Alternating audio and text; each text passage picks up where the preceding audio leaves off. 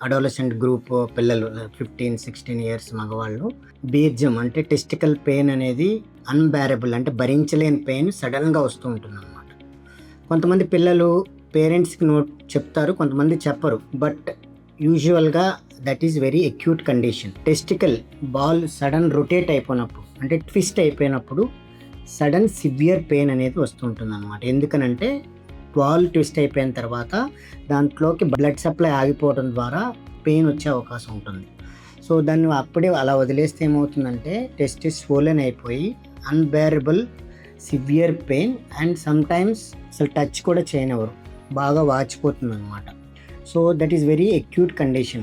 సడన్గా జంప్ చేసినా, సైక్లింగ్ చేసినా ఇలా అక్యూట్గా పెయిన్ పిల్లలు చెప్తే కనుక వెంటనే మీరు దగ్గరలో ఉన్న యూరాలజిస్ట్ దగ్గరికి తీసుకెళ్ళాలి. వితిన్ 6 to 8 అవర్స్లో కనుక మీరు తీసుకువెళ్ళకపోతే కనుక ఆ బాల్, ఆ టెస్టిస్ లాస్ అయిపోతాం అన్నమాట.